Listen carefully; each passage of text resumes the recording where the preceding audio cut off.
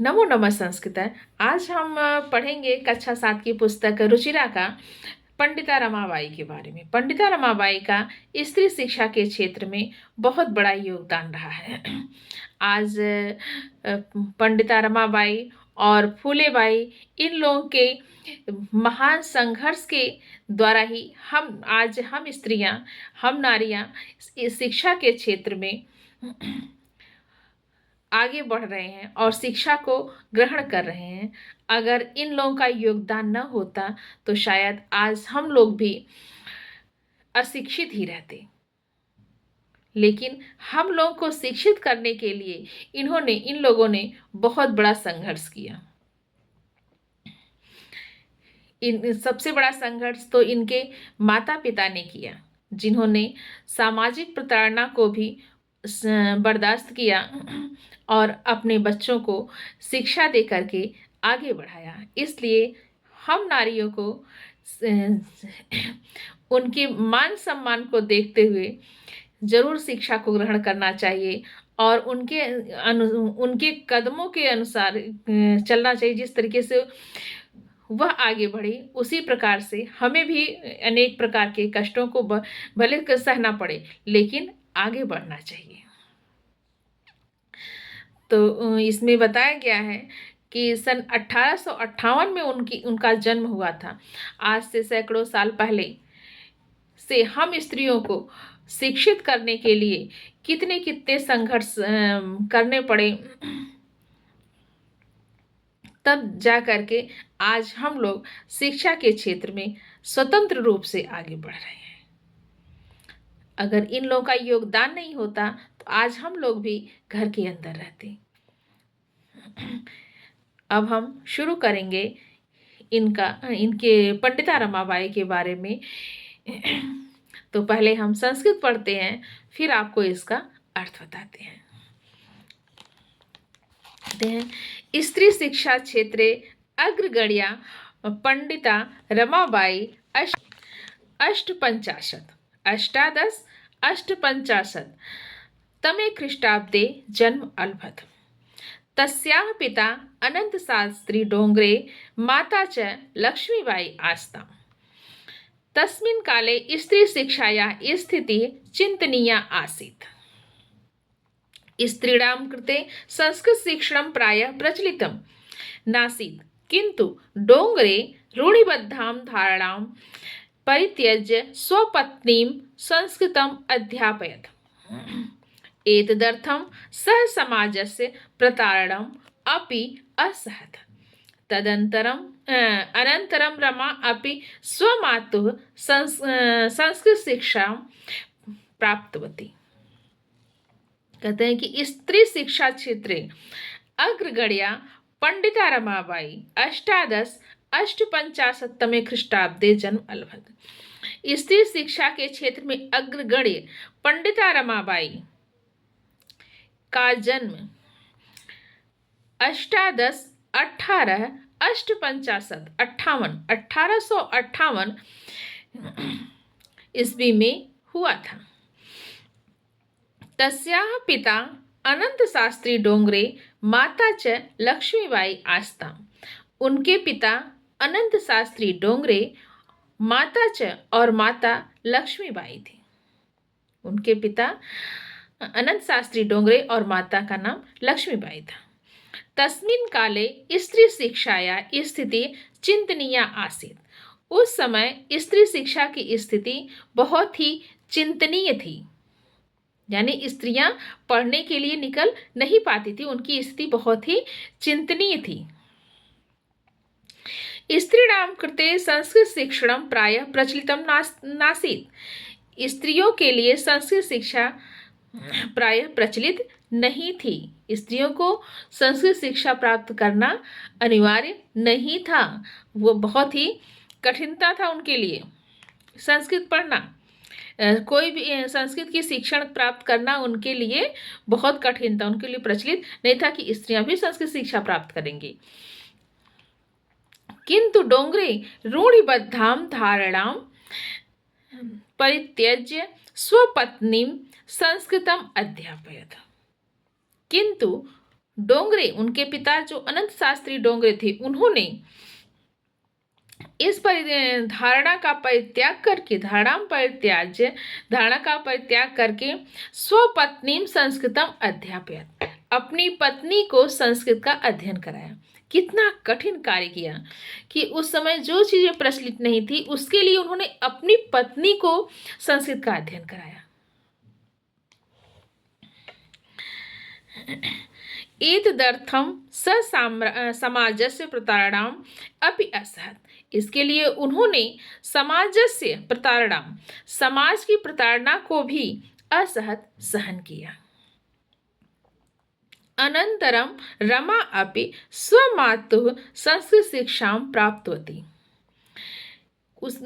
इसके अनंतर रमा अपनी माता से, रमा भी स्वमातु, अपनी माता से संस्कृत शिक्षा प्राप्त थी, संस्कृत शिक्षा को प्राप्त किया। अब आगे का पैराग्राफ हम देखते हैं। कालक्रमेण रमाया पिता विपन्नः संजातः, तस्याः पितरौ ज्येष्ठा भगिनी च दुर्भिक्ष पीड़िता दिवंगता। तदनन्तरं रमा स्वज्येष्ठ भ्राता सह पदभ्यां समग्रं भारतम् अभ्रमत्। भ्रमणक्रमे सा कोलकातां प्राप्ता। संस्कृत वैदुष्येण सा तत्र पंडिता सरस्वती चेति उपाधिभ्यां विभूषिता। तत्रैव सा ब्रह्म समाजेन प्रभाविता वेदाध्ययनं करोति। पश्चात् सा स्त्रीणां कृते वेदादीनां शास्त्राणां शिक्षायै आंदोलनं प्रारब्धवती। देखिए, कालक्रमेण रमाया पिता विपन्न जाता है, समय के अनुसार उनके रमा के पिता विपन्न जाता है। समय के अनुसार रमा के पिता बहुत ही निर्धन थे। तस्य पितरौ ज्येष्ठा भगिनी च दुर्भिक्ष पीड़िता दिवंगिता, उनके पिता माता पिता, पितरों यानी माता और पिता, ज्येष्ठा भगिनी च और बड़ी बहन दुर्भिक्ष पीड़िता दिवंगिता, दुर्भिक्ष अर्थात अकाल मृत्यु को, दुर्भिक्ष पीड़िता अकाल मृत्यु में हो गई उनकी। तदंतरम रमा स्वज्येष्ठ भ्रात्रा सह पदभ्यां समग्रम भारतम अभ्रमत।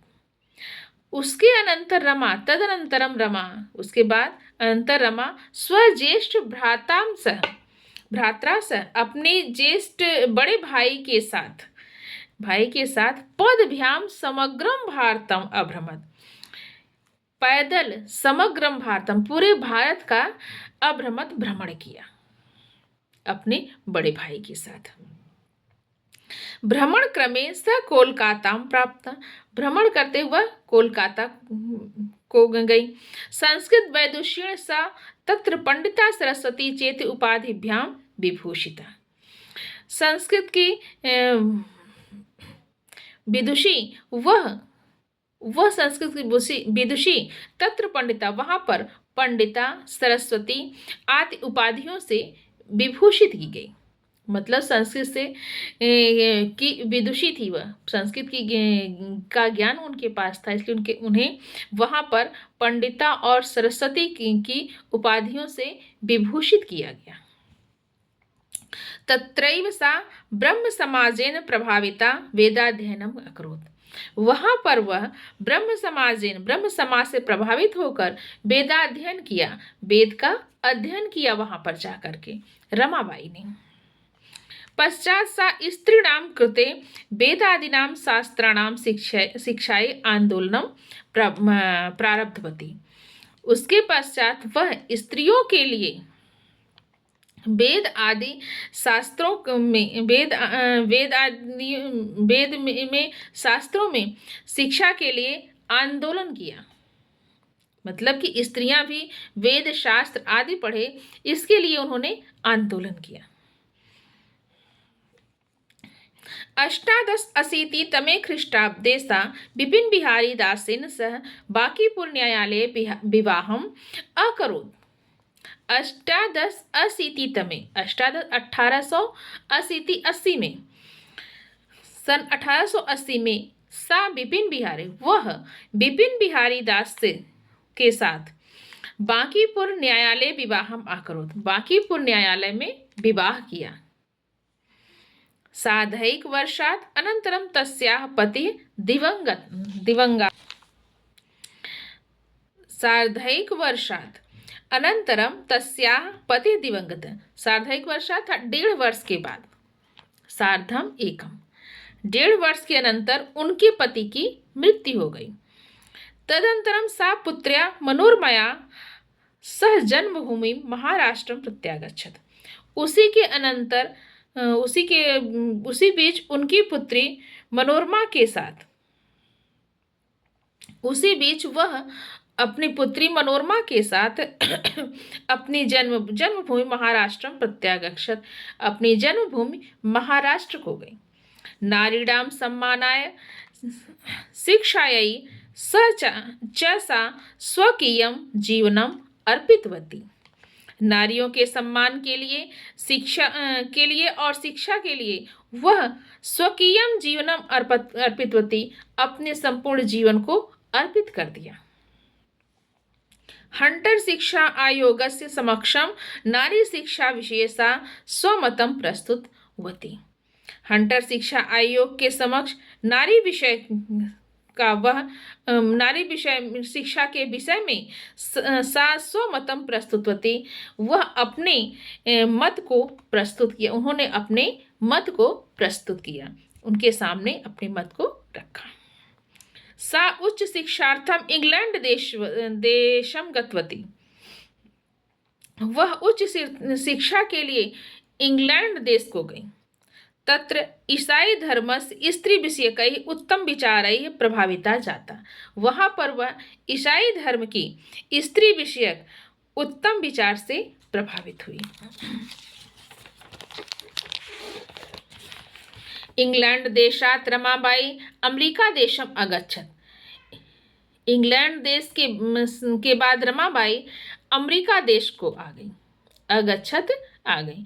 तत्र सा भारतस्य विधवा स्त्रीणां सहायतार्थम अर्थ संचयम अकरोत्, तत्र सा वहाँ वह भारतस्य विधवा स्त्रीणां, भारत की विधवा स्त्रियों की सहायतार्थम अर्थ संचयम अकरोत्, विधवा स्त्रियों की सहायता के लिए अर्थ संचय किया, अर्थात धन संचय किया। भारत में जो विधवा स्त्रियां थीं उनके लिए, उनकी सहायता के लिए उन्होंने धन का संचय किया। भारतम प्रत्यागत्य मुंबई नगरे सा शारदा सदनम स्थापयति, भारतम प्रत्यागत्य मुंबई नगरे सा शारदा सदनम स्थापयति, भारतम प्रत्यागत्य भारत लौट करके वह मुंबई नगर में वह शारदा सदन को स्थापित किया।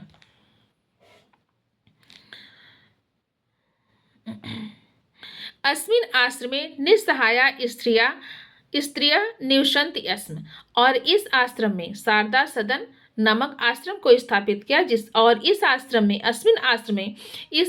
में निस्सहाया स्त्रियां निवसन्ति, निस्सहाय स्त्रियां रहती थी, निस्सहाय मतलब जिनकी कोई सहायक नहीं थी, उन स्त्रियों को इसमें रखा जाता था। तत्र स्त्रियः मुद्रण टंकण काष्ठ कलादीनांच प्रशिक्षणम अपि लभन्ते स्म, और वहाँ पर स्त्रियों को मुद्रण टंकण अर्थात छपाई और टंकण की व्यवस्था एवं काष्ठ कलादीन लकड़ी के सामानों की अनेक प्रकार की कलाओं का प्रशिक्षणम अपि लभन्ते, इसमें प्रशिक्षण को दिया जाता था, जिससे उन्हें उनको लाभ दिया जाता था कि वह छपाई का काम करे, टंकण का काम करे, लकड़ियों आदि काष्ठ कलाएं जो होती हैं उन चीज़ों को बनाए, इन सब की शिक्षा दी जाती थी वहाँ पर।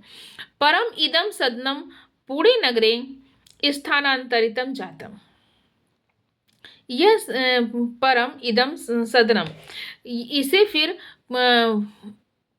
इस सदन को, इस जो शारदा सदन बनाया था, इसको इन्होंने फिर पुणे नगर में स्थानांतरित किया। तथा पुणे नगर समीपे कीडगांव स्थाने मुक्ति मिशन नाम संस्थानम तथा स्थापयति। फिर वहाँ वह पुणे नगर के समीप केडगांव स्थान पर मुक्ति मिशन नाम की संस्था को स्थापित किया। अत्र अधुना अपि निराश्रिता स्त्रियः ससम्मानं जीवनं यापयन्ति। यहाँ पर अब भी निराश्रित स्त्रियां ससम्मान पूर्वक जीवन यापन करती हैं।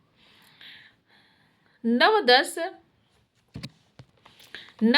द्वाविंशततमे ख्रीष्टाब्दे रमाबाई महोदयायाः निधनम् अभवत्।